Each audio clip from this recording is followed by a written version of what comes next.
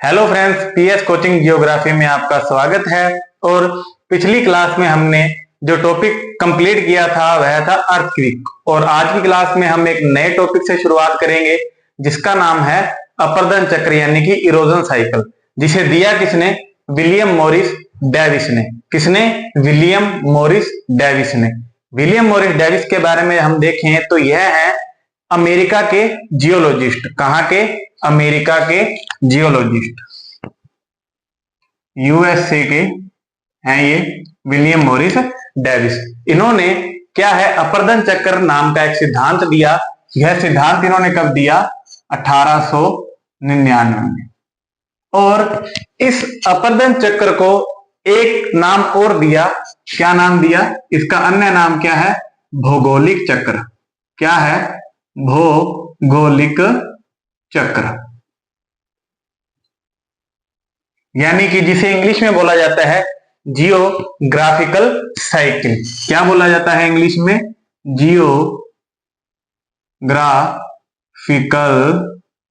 Cycle. तो हमारा जो नया चैप्टर है उसका नाम है अपरदन चक्र, जिसे विलियम मॉरिस डेविस ने दिया। और डेविस कहां के थे? यूएसए के थे। और इस सिद्धांत को इन्होंने दिया 1899 में।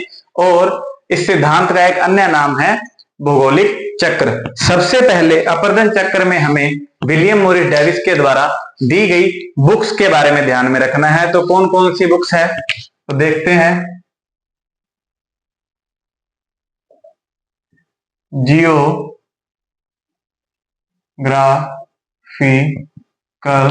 Geographical cycle 1899। उसके बाद जियोग्राफिकल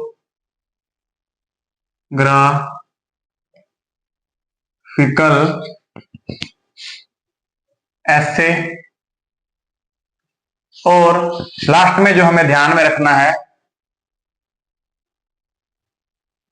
एलिमेंट्री फिजिकल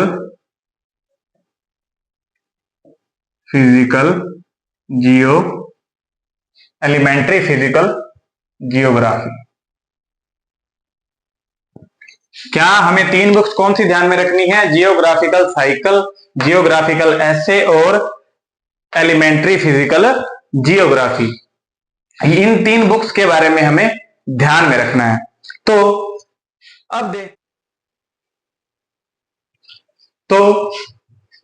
अब हम बात करते हैं इस चैप्टर का जो नाम है अपरदन चक्र। तो उसके अंदर अपरदन का क्या अर्थ है? यानी कि अपरदन को इंग्लिश में बोला जाता है इरोजन। सरल लैंग्वेज में, सिंपल भाषा के अंदर अपरदन का मतलब होता है कटाव करना। यानी कि किसी स्थलाकृति का काट कर या कटाव कर कर उसकी रूप के अंदर परिवर्तन करने का जो काम कौन करता है? अपरदन करता है। जैसे कि मान लीजिए कि यह एक पहाड़ की शिखर है। अब इस पहाड़ की शिखर क्या है? धीरे धीरे क्या है? यह कम होनी शुरू हो गई, कटनी शुरू हो गई। तो यह कटने के पीछे का जो कारण होगा वह क्या होगा? अपरदन होगा। क्या होगा? अपरदन, यानी कि इरोजन। यानी कि किसी स्थलाकृति का कटाव या उसे काटना या उसकी जो आकृति में परिवर्तन होना। क्या है? उसकी आकृति में बाह्य जो कारक होते हैं उनके द्वारा उसकी आकृति में परिवर्तन होना क्या कहलाता है? अपरदन कहलाता है। अपरदन का अर्थ क्या है? अपरदन का अर्थ है काटना या कटाव स्थलाकृति के अंदर। यानी स्थलाकृति की आकृति क्या है? धीरे धीरे कम होनी, छोटी होनी शुरू हो जाती है। और उसके पीछे का जो कारण है वह क्या है? अपरदन। इस अपरदन के कारकों की अगर हम बात करें तो कौन कौन से कारक हैं जो अपरदन का काम करते हैं? तो नदी है, पवन है, सागरीय लहरें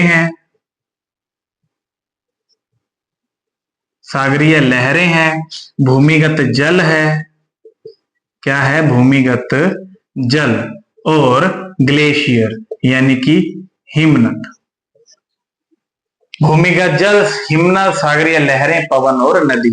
यानी कि इन प्रक्रमों के द्वारा इनके द्वारा क्या है? अपरदन का कार्य होता है।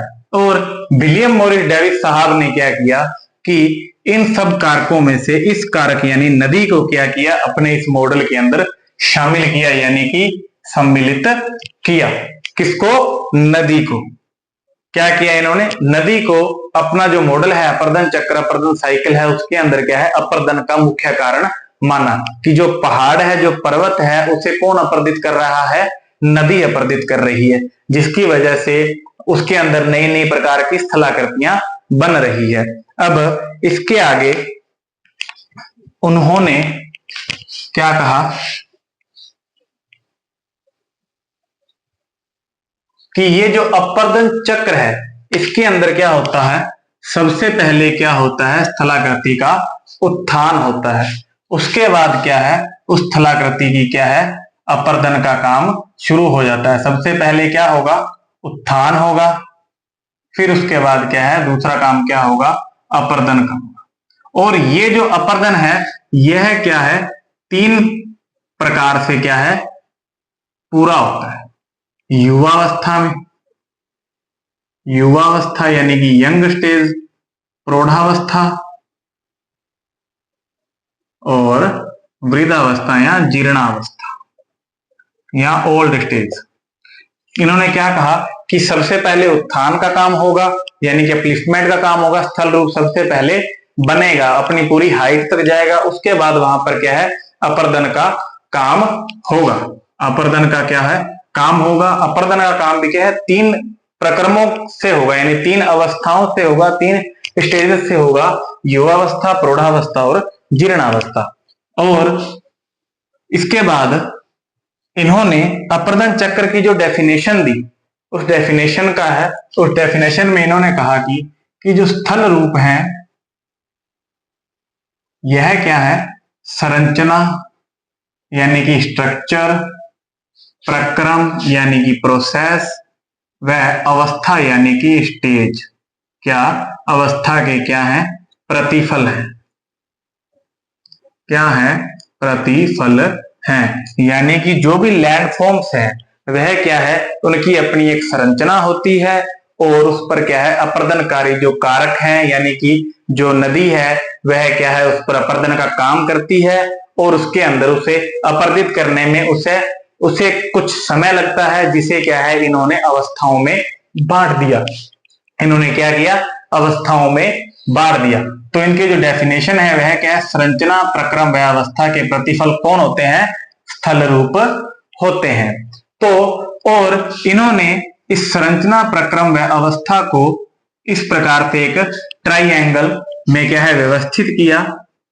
संरचना यानी कि स्ट्रक्चर, प्रक्रम यानी कि प्रोसेस, और लास्ट में क्या है? अवस्था यानी कि स्टेज। क्या है? स्टेज। यह इसे क्या कहा इन्होंने? Trio of Davis. डेविस के त्रिकट या ट्रायो ऑफ डेविस। तो यह था कि संरचना, प्रक्रम और अवस्था को डेविस ने किस रूप में व्यवस्थित किया? एक ट्राइएंगल की शेप में व्यवस्थित किया, जहां इन्होंने बताया कि संरचना, प्रक्रम और अवस्था क्या कहलाते हैं? डेविस के त्रिकट यानी कि ट्रायो ऑफ डेविस। अब इसके बाद कुछ हम देखते हैं कि भौगोलिक चक्र के अंदर क्या क्या प्रकार इन्होंने बताए। इन्होंने भौगोलिक चक्र में क्या क्या प्रकार बताए, वह हम देखते हैं।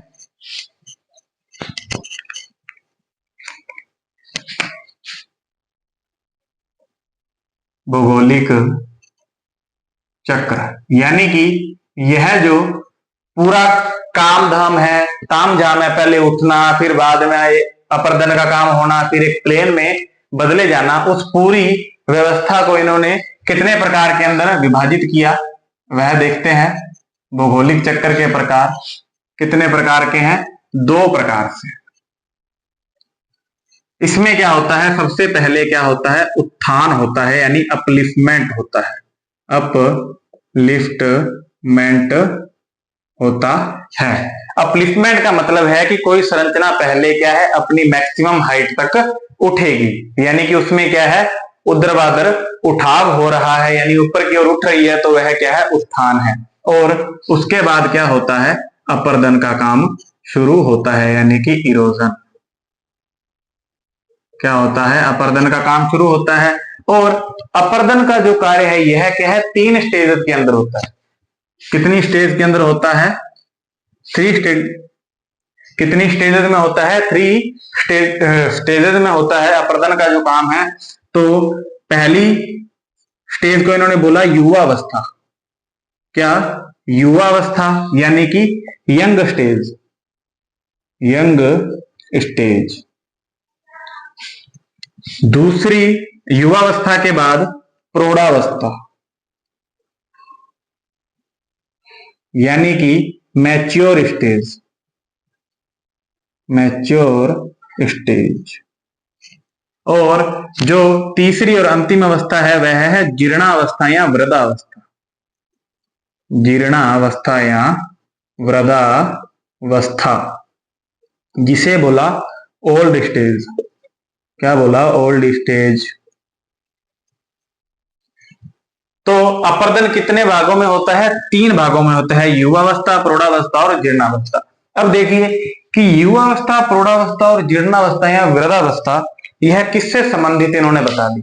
यह एक प्रकार से क्या है मनुष्य के जीवन काल से संबंधित बता दी कि इन्होंने कहा कि जिस प्रकार एक मनुष्य का जन्म होता है यानी कि उत्थान होता है, उसके बाद उसके अंदर क्या आती है युवावस्था आती है, फिर उसके बाद क्या है मैच्योर स्टेज आती है यानी प्रौढ़ावस्था आती है, फिर अंत में क्या है वृद्धावस्था आती है और बाद में क्या है वह मृत्यु को या मर जाता है या मृत्यु को प्राप्त हो जाता है। इसी प्रकार इन्होंने कहा कि कोई भी स्थलाकृति है वह क्या है पहले सबसे पहले अपनी हाइट तक जाएगी, यानी कि उसका जन्म हुआ, उत्थान हुआ, उसके बाद जब अपर्दन के कारक उस पर प्रभावी होंगे तो पहले वह यंग स्टेज यानी कि युवावस्था में काम करेगी, अपर्दन होगा, फिर वह प्रौढ़ावस्था में अपर्दन होगा, अपर्दन हो के जब वह अपनी वृद्धावस्था में आएगी तो वह क्या पूरी तरह से समाप्त हो जाएगी या समतल भाग के अंदर परिवर्तित हो जाएगी। तो यह थे भौगोलिक चक्र के प्रकार। अब कुछ शब्दावलियां हैं, कुछ वोकैबुलरी है, उनका हमें ध्यान रखना है। तो कौन कौन सी है। तो सबसे पहले जो शब्दावली है उसका नाम है उच्चावच। क्या है उच्चावच यानी कि रिलीफ, जिसे इंग्लिश में क्या बोला जाता है रिलीफ। अब उच्चावच का मतलब क्या है कि धरातल से कोई भाग ऊपर को उठ गया, असमान रूप से ऊर्ध्वाधर अगर कोई भाग ऊपर को उठ गया तो वह क्या है उच्चावच है। क्या है धरातल से यानी कि सतह से असमान ऊर्ध्वाधर उठा कोई भाग या कोई संरचना क्या कहलाती है उच्चावच कहलाती है। जैसे कि पर्वत हो गए, पहाड़ हो गए, पठार हो गए, ये सब क्या है उच्चावच के उदाहरण हैं। तो ये उच्चावच जो है रिलीफ हैं यह भी क्या होते हैं 2 प्रकार के होते हैं। कौन कौन से 2 प्रकार हो गए इनके। एक तो होते हैं निरपेक्ष उच्चावच। कौन से निरपेक्ष, और दूसरे होते हैं सापेक्ष उच्चावच यानी कि रिलेटिव। सिंपल लैंग्वेज में निरपेक्ष का अर्थ है कि जैसे मैं एक सतह पर खड़ा हूं, एक धरातल पर खड़ा हूं, तो ये धरातल से लेकर के जो मेरे सिर की हाइट है वह क्या है निरपेक्ष हाइट है, यानी कि निरपेक्ष उच्चावच है। यानी मैं धरातल से ऊर्ध्वाधर उठा हुआ ऊपर की ओर, तो धरातल से मेरे सिर तक की जो हाइट है मैक्सिमम जो मेरी हाइट है वह क्या है निरपेक्ष है। और धरातल से इस बोर्ड की जो मैक्सिमम हाइट है यहां तक की यह भी क्या है निरपेक्ष ऊंचाई है या निरपेक्ष उच्चावच है। तो निरपेक्ष का मतलब क्या हुआ समुद्र तल से क्या है जो अधिकतम ऊंचाई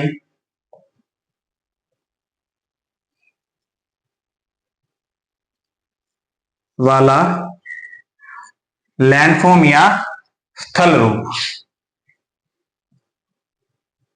यानी कि कहने का मतलब है किसी स्थल रूप जो भी लैंडफॉर्म है, किसी स्थलाकृति की, समुद्र तल से जो उसकी मैक्सिमम जो हाइट है, उसका पीक है, वहां तक की जो ऊंचाई है, उसे क्या बोला जाता है? निरपेक्ष उच्चावच। अब बात करें कि सापेक्ष उच्चावच क्या है। सापेक्ष उच्चावच का मतलब है जैसे कि मैं धरातल पर खड़ा हूं, धरातल से मेरी हाइट है मान लीजिए कि 6 फीट और इस बोर्ड की हाइट है 10 फीट या 11 फीट। अब इस बोर्ड की हाइट में और मेरी हाइट के अंदर जितना डिफरेंस होगा वह क्या होगा? सापेक्ष होगा। कितना होगा? इस बोर्ड की हाइट यानी मैक्सिमम हाइट से ये मेरी हाइट के बीच में यह जो 3-4 फुट का जो अंतर है, यह क्या होगा? सापेक्ष उच्चावच होगा। यानी कि उच्चतम व निम्नतम भाग के मध्य जो अंतर होगा वह क्या होगा? सापेक्ष उच्चावच। क्या होगा? उच्चतम व निम्नतम भाग के मध्य अंतर। जैसे मैंने आपको बताया कि मेरी हाइट और इसकी हाइट के बीच का जो डिफरेंस है, यह जो भाग है यह क्या है? सापेक्ष उच्चावच। समझने की दृष्टि से यह भाग कौन सा है? सापेक्ष उच्चावच। तो यह था उच्चावच। इसके बाद जो वोकैबुलरी या शब्दावली आपको ध्यान में रखनी है,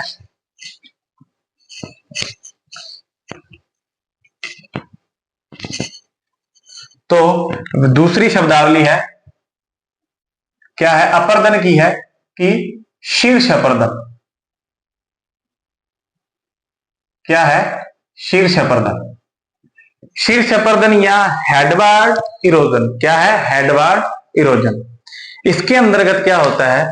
जो पहाड़ी का जो शिखर या पर्वत का जो शिखर है, वहां से जब नदी क्या है, इस तरह से लीजिए कि ये कोई पहाड़ी है और यहां से क्या है? नदी क्या है? नीचे की ओर बहना शुरू करती है और साथ में क्या है? अपर्दन करना शुरू करती है। परंतु क्या होता है? यह नदी आगे की ओर तो अपर्दन करती है, परंतु इसका जो ऊपरी भाग है यहां पर भी क्या है? अपर्दन करना शुरू कर देती है। क्या है? पीछे की तरफ भी क्या है? अपर्दन करना शुरू कर देती है। यानी कि इसकी जो पीक है, इसके जो शीर्ष पर भी क्या है? अपर्दन करना शुरू कर देती है। इसे क्या बोला जाता है? शीर्ष अपर्दन। इसे क्या बोला जाता है? शीर्ष अपर्दन। क्या बोला जाता है इसे? शीर्ष अपर्दन। यानी कि कोई नदी है, वह क्या करती है? आगे की ओर तो बहती बहती है, परंतु क्या है?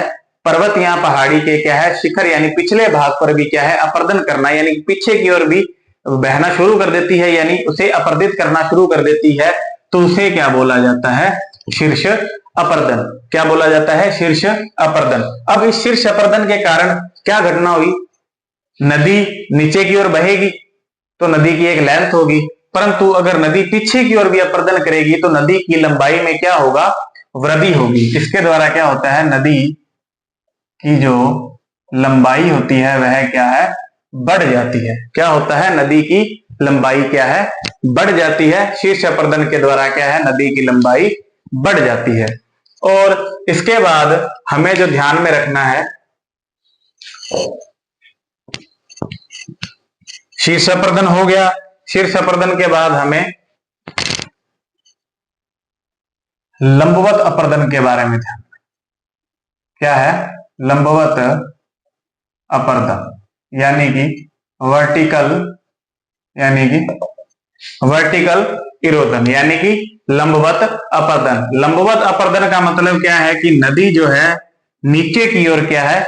कटाव कर रही है, नीचे की ओर ज्यादा। जैसे पहाड़ की ये पर्वत है, अब इस पर्वत को क्या है? नदी लंबवत यानी कि नीचे की ओर, नीचे की ओर क्या है? अपर्दन कर रही है। इसकी वजह से क्या होगा?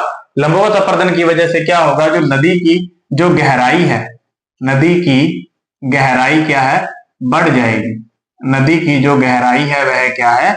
बढ़ जाती है। लंबवत अपर्दन का मतलब है कि जैसे ये पहाड़ मान लीजिए आप, एक संरचना की ये पहाड़ है, इसमें क्या है? नदी मान लीजिए कि इस पॉइंट से नदी बहना शुरू करी, बहना शुरू करेगी तो नदी क्या है? इसके लंबवत यानी कि नीचे की ओर अपर्दन करेगी। क्या करेगी? अंदर की ओर यानी नीचे की ओर अपर्दन करेगी, तो वह अपर्दन क्या कहलाएगा? लंबवत अपर्दन। और अगर नीचे की ओर अपर्दन करेगी तो एक खाई के रूप की संरचना बनाएगी, जिससे क्या? नदी की जो गहराई है वह क्या है? बढ़ जाएगी।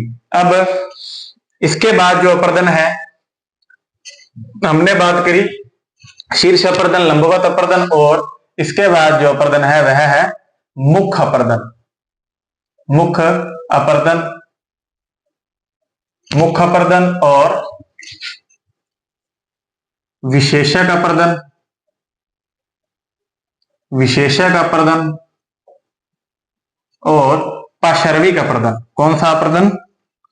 पार्श्विक अपर्दन। यही देख लेते हैं इन तीनों को। मुख अपर्दन का मतलब क्या है? तो मुख अपर्दन का मतलब है कि जैसे कोई नदी पर्वत से निकली, पर्वत से निकली तो कहीं जाकर तो गिरेगी, कहीं जाकर गिरेगी, यानी कि जैसे ये पर्वत से क्या है, नदी निकली, अब यहां से क्या है, नदी बहेगी और यहां जाकर के क्या है, यह गिरेगी। इस पॉइंट पे क्या है, गिरेगी। अब इस पॉइंट पे जब ये गिरेगी तब ये नीचे की ओर गिरेगी, इस तरह से। तो नीचे की ओर गिरने के कारण क्या है, इस पॉइंट का यह क्या करेगी, अपर्दन करना शुरू कर देगी, यानी कि इसको काटना, इसका कटाव करना शुरू कर देगी, जिसकी वजह से धीरे धीरे क्या है, यह भाग क्या है, खत्म होना शुरू हो जाएगा, कम होना शुरू हो जाएगा। तो इसकी वजह से क्या होगा, नदी की जो लंबाई है वह क्या होगी, कम होगी। नॉर्मल सी बात है कि नदी जब जाएगी तो मुख जो इसका, जहां से वह नीचे गिरेगी, वह उस भाग को वह क्या है, काटना शुरू कर देगी, तो वह भाग धीरे धीरे क्या है, खत्म होना शुरू हो जाएगा, जिसकी वजह से उसकी लंबाई में क्या है, कमी आ जाएगी। तो इस टर्मिनोलॉजी को ध्यान में रखना है कि मुख अपर्दन होता क्या है। इसके बाद विशेषक अपर्दन क्या है? अब जब नदी चलती है अपर्दन करने के लिए पर्वत से, तो रास्ते में क्या है, कुछ तो कठोर चट्टानें आ जाती है, कई बार क्या है, मुलायम चट्टानें आ जाती है। तो नदी को कठोर चट्टानों की बजाय मुलायम चट्टानों का अपर्दन करने में क्या आती है, आसानी आती है, सरलता महसूस होती है। तो नदी क्या करती है, इस तरह से क्या करती है, कठोर चट्टान का तो अपर्दन नहीं कर पाती, परंतु यहां जो मुलायम चट्टान आएगी क्या है, उसे उसका अपर्दन कर देती है। फिर रास्ते में मान लो कठोर चट्टान आ गई, फिर सीधी निकल गई, और इस एरिया पे क्या है, कोई मुलायम चट्टान आ गई, उसे काट दिया, फिर क्या है, कठोर चट्टान और मुलायम चट्टान। इस तरह से क्या है, जो नदी क्या है, कठोर चट्टान और मुलायम चट्टानों की वजह से क्या है, असमान दर से अपर्दन करती है। तो यहां देखिए दर समान नहीं है, असमान दर से अपर्दन करती है, तो ऐसे अपर्दन को क्या बोला जाता है, विशेषक अपर्दन। असमान दर से अपर्दन क्या है, असमान दर से अपर्दन। अब क्या है, पार्श्विक अपर्दन या लैटरल इरोजन, लैटरल इरोजन, इसे इंग्लिश में बोला जाता है लैटरल इरोजन या पार्श्विक अपर्दन। अब जैसे ये क्या है, मान लीजिए कि यहां से क्या है, नदी आ रही है, अब नदी क्या है, नीचे की ओर तो अपर्दन कर रही है, यानी कि लंबवत अपर्दन तो कर रही है, परंतु नदी क्या करती है, इसके किनारों पर भी क्या है, अपर्दन करना शुरू कर देती है। जैसे एक प्रकार की घाटी बना दी नदी ने, तो नदी क्या करती है, लंबवत अपर्दन तो कर रही है, परंतु साइडों में भी क्या है, उसे काटना शुरू कर देती है। तो इसे क्या बोला जाता है, पार्श्विक या लैटरल इरोजन। तो इसे क्या बोला जाता है, पार्श्विक या लैटरल इरोजन, यानी कि जो क्या है, साइड वाले जो किनारे होते हैं वहां पर जब नदी द्वारा क्या है, अपर्दन किया जाता है, तो उसे बोला जाता है पार्श्विक अपर्दन। तो यह थी कुछ शब्दावलियां। इसके बाद हम देखते हैं अपर्दन चक्र का जो डायग्राम है, तो इस डायग्राम को समझते हैं। तो इस डायग्राम में आप देखिए कि क्या क्या कह रहा है। यह जो रेखा है, यह क्या है, उत्थान यानी कि अपलिफ्टमेंट को बता रही है कि कोई स्थल रूप है, वह क्या है, उठ रहा है, यानी कि ऊपर की ओर उसका निर्माण हो रहा है, स्थल भाग जो है ऊपर की ओर उठ रहा है। यह जो रेखा है, यह समय को यानी कि अवस्था को बता रही है, जो मैंने आपको बताया युवावस्था है, प्रौढ़ावस्था है और जीर्णावस्था। यह जो रेखा है, यह क्या है, समय को यानी कि अवस्था को बता रही है। अब ये जो रेखा है, यह क्या है, पर्वत या पहाड़ के शिखर यानी कि सबसे जो ऊंचाई वाले भाग है, जहां से वह नदी या जो रिवर है वह क्या है, नीचे की ओर आना प्रारंभ करेगी, उस वाले भाग को बता रही है कि यह ऊपरी वक्र, इसे क्या बोला गया, ऊपरी वक्र, और यह क्या है, पर्वत का शिखर। और इसके नीचे से जो लाइन जा रही है, क्या बता रही है, नदी की घाटी की तली को, यानी कि एक तो नदी की सतह होगी और एक जहां निचला भाग नदी का वह क्या होगा, नदी घाटी की तली यानी कि तला, वह क्या होगा, तला यानी नदी घाटी की तली, उसको व्यक्त कर रही है। अब इसमें देखते हैं कि सबसे पहले ये देखो कि यहां से उत्थान प्रारंभ हुआ। क्या हुआ, उत्थान, यानी कि स्थल रूप क्या है, ऊपर को ओर उठ रहा है। और उसके बाद क्या हुआ, यंग स्टेज यानी कि युवा अवस्था, अपरदन खत्म हुआ। इसके अंदर आपको एक चीज ध्यान में रखनी है कि विलियम मॉरिस डेविस ने कहा कि सबसे पहले क्या होता है, उत्थान होता है। क्या होता है, सबसे पहले क्या है, नहीं जो भी स्थल रूप है, जो भी लैंडफॉर्म है, वह सबसे पहले क्या है, ऊपर को उठेगा, अपनी पूरी शेप में जाएगा जितना वह जाना चाहिए। और इस उत्थान के समय क्या है, अपरदन नहीं होता, यानी कि इरोजन नहीं होता। दूसरी बात इन्होंने कही कि जब उत्थान पूरी तरह से पूरा हो गया, समाप्त हो गया, यानी कि पूरा हो गया उत्थान, इसके बाद और वह भाग ऊपर की ओर नहीं उठेगा, तब क्या है, अपरदन क्या है, प्रारंभ हो जाता है। तब क्या है, अपरदन प्रारंभ होता है। पहली बात क्या कि उत्थान पहले होगा, और उस समय जब उत्थान होगा तो अपरदन नहीं होगा, जब उत्थान कंप्लीट हो जाएगा तो उसके बाद क्या होगा, अपरदन होगा। तो अब इस डायग्राम के अंदर आप देखिए कि ये देखिए कि उत्थान यानी कि यह ऊपर की ओर उठ रहा है, ऊपर की ओर उठ रहा है। तो ये देखिए ये यहां तक अपनी मैक्सिमम हाइट तक, इस बी पॉइंट पर क्या है, मैक्सिमम हाइट पर आ चुका है। अब इसके बाद क्या है, अपरदन का काम यहां से लेकर के यहां तक का जो भाग है वह क्या है, उत्थान का भाग, और यहां से लेकर के ये नीचे तक का जो भाग है वह क्या है, अपरदन का भाग है। इस बी पॉइंट से लेकर के आगे दीर्घावधि तक, यानी कि जहां तक यह समतल मैदान में परिवर्तित नहीं हो जाता, तब तक क्या है, अपरदन का काम चलता रहता है। अब देखिए कि सबसे पहले क्या हुआ, अपलिफ्टमेंट हुआ, उत्थान हुआ। उस समय क्या हुआ, अपरदन क्या था, 0 था। और उसके बाद बी पॉइंट के बाद क्या है, उत्थान समाप्त हो गया और अपरदन का काम क्या है, शुरू हो गया, जो कि 3 स्टेज के अंदर हुआ। यंग स्टेज यानी कि युवावस्था, फिर मैच्योर स्टेज यानी कि प्रौढ़ावस्था, फिर ओल्ड स्टेज यानी कि वृद्धावस्था या जीर्णावस्था। अब इस यंग स्टेज के अंदर क्या होता है, इस यंग स्टेज के अंदर सबसे पहले अब पर्वत ने अपना शिखर ले लिया। शिखर के बाद अगर नदी वहां से आएगी तो कुछ नई नई जो स्थलाकृतियां बनेगी, अपरदन की वजह से जो पहले सबसे पहले जो लैंडफॉर्म्स बनेंगे, स्थलाकृतियां बनेगी, उन्हें क्या बोला गया कि यंग स्टेज यानी कि युवावस्था की स्थलाकृतियां। तो वह स्थलाकृतियां कौन सी होगी, जैसे वी आकार की घाटियां है, वी आकार की घाटी, गार्ज है, कैनियन है,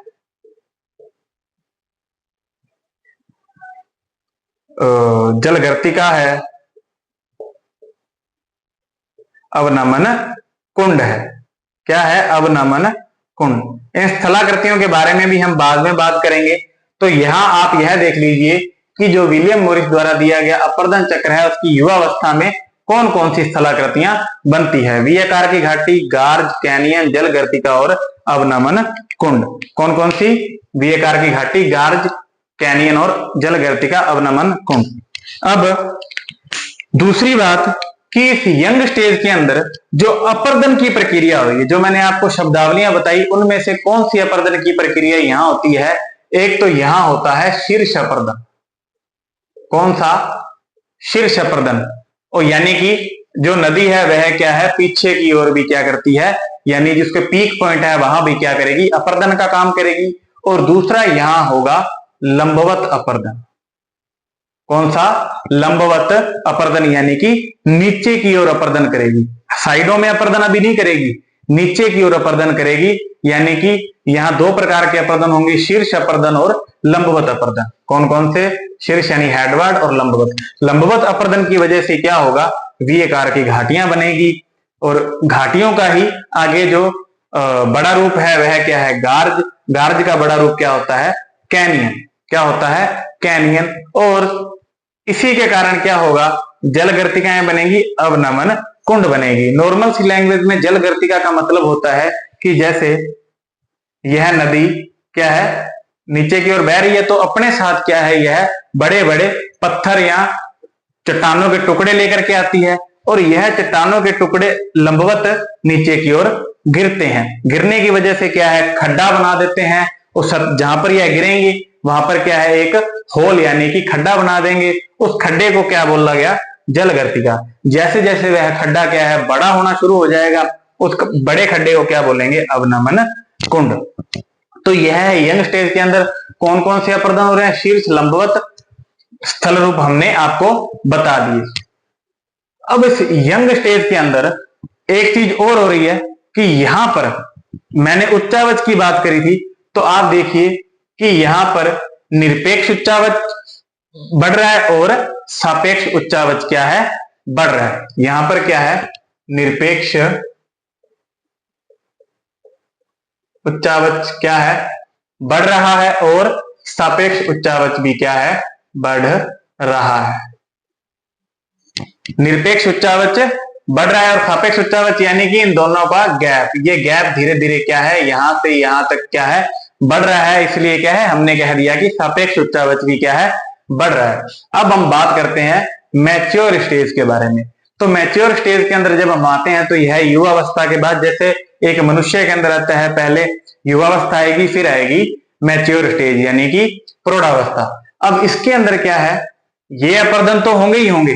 अब इसके बाद क्या होगा, यहां पर पार्श्विक अपर्दन भी होना क्या है, शुरू हो जाएगा। पार्श्विक अपर्दन भी क्या है, पार्श्विक का यानी कि जो साइडों में यानी किनारों पे जो अपर्दन होगा उसे बोला जाता है पार्श्विक अपर्दन। जिसके कारण क्या होगा, नदी की जो चौड़ाई है वह बढ़नी शुरू हो जाती है। जब स्थलाकृतियों की इसके अंदर हम बात करें, तो इसके अंदर विसर्प बनते हैं। क्या बनते हैं, विसर्प। विसर्प यानी कि मियांडर्स। क्या बोल लेते हैं, विसर्प यानी कि मियांडर्स। इसके अंदर विसर्प बनते हैं, मियांडर्स बनते हैं।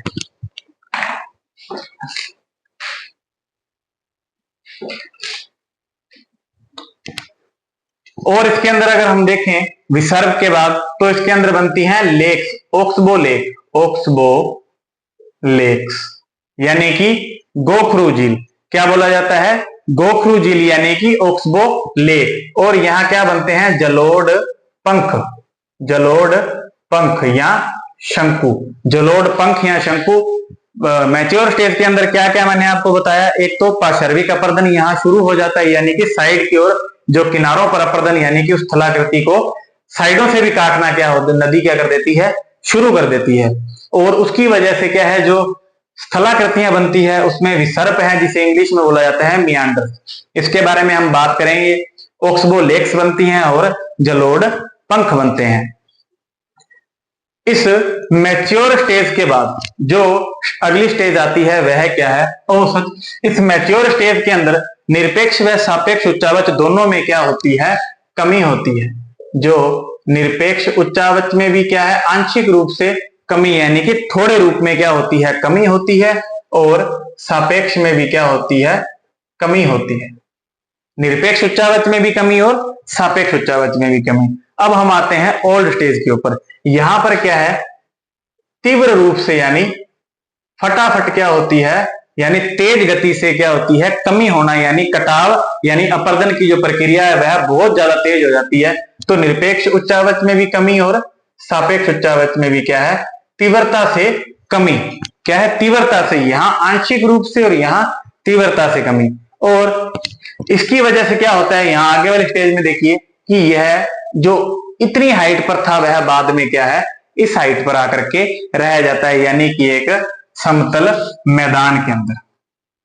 क्या है, एक समतल मैदान। और इस समतल मैदान को इन्होंने क्या बोला, समप्राय मैदान या पेनेप्लेन। क्या बोला, इस समतल मैदान को इन्होंने बोला पेनीप्लेन। विलियम मॉरिस डेविस ने क्या बोला, पेनेप्लेन। क्या बोला, पेनेप्लेन। विलियम मॉरिस डेविस ने समतल मैदान के बारे में क्या बोला, जो ओल्ड स्टेज यानी जीर्णावस्था का परिणाम था उसे क्या बोला, पेनीप्लेन। तो यह था विलियम मॉरिस डेविस के द्वारा दिया गया अपर्दन चक्र। अब इन्होंने कहा कि इस समतल मैदान यानी कि पेनीप्लेन के अंदर क्या है, नदी आ गई, नदी का पानी तो आ रहा है, तो यहां क्या है, बाढ़ की अवस्था भी बन सकती है। बाढ़ का मैदान, यानी इसके अंदर क्या है, बाढ़ आएगी, क्योंकि अब समतल है, सिर्फ नदी का जो पानी है सीधा समतल मैदान में फैल जाएगा तो बाढ़ की स्थिति बन जाएगी। तो यानी इसे फ्लड प्लेन भी इन्होंने कह दिया। और जो मेन इन्होंने शब्दावली दी वह क्या है, पेनेप्लेन, जो हमें एग्जाम की दृष्टि से ध्यान में रखनी है। अब इस समतल मैदान यानी कि पेनीप्लेन के अंदर कुछ अवशिष्ट पहाड़ियां रह जाती है, जिसे इन्होंने क्या बोला, मोना डनोक। क्या बोला, मोना डनोक। ये क्या है, कुछ अवशिष्ट जो पहाड़ियां, अवशिष्ट यानी कि कटी फटी जो पहाड़ियां है वह क्या है, मोनाडनोक। ध्यान में रखना है कि मोनाडनोक का मतलब है कि पेनेप्लेन के अंदर जो अवशिष्ट कटी फटी जो पहाड़ियां हैं उसे क्या बोला गया, पेनेप्लेन। अब एक अंतिम चीज जो इस चैप्टर के अंदर रह जाती है वह है कि ढाल क्या है। जब यहां देखिए कि जब यंग स्टेज के अंदर आते हैं तो यंग स्टेज के अंदर इस तरह का ढाल बनता है। किस तरह का, इस तरह का ढाल। और जब आप ओल्ड स्टेज के अंदर आते हैं तो ढाल बनता है इस तरह का। किस तरह का, इस तरह का। इस तरह के ढाल को बोला जाता है उत्तल ढाल। क्या, उत्तल ढाल यानी कि कॉन्वेक्स, कॉन्वेक्स स्लोप। और इस तरह के ढाल को बोला जाता है अवतल ढाल। क्या बोला जाता है, अवतल ढाल, यानी कि कॉनकेव, कॉनकेव। तो कॉनकेव और कॉन्वेक्स में हमें ध्यान में रखना है कि उत्तल ढाल, यंग स्टेज के अंदर जो ढाल बनती है वह है उत्तल, और जीर्णावस्था यानी कि ओल्ड स्टेज के अंदर जो ढाल बनती है वह है अवतल। अब बात रही कि मैच्योर स्टेज के अंदर कौन सी ढाल बनती है, तो सरल ढाल। कौन सी, इस तरह से जो ढाल बनती है वह क्या है, मैच्योर। इसे क्या बोलेंगे, सरल रेखीय ढाल, सरल ढाल या सामान्य ढाल।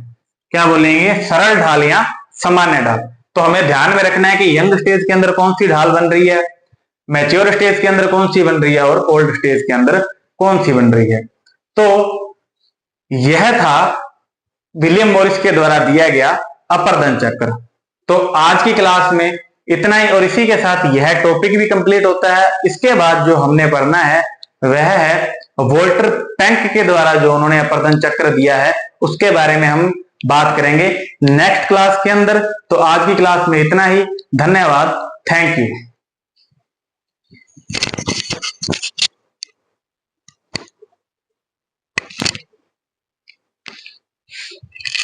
दर दर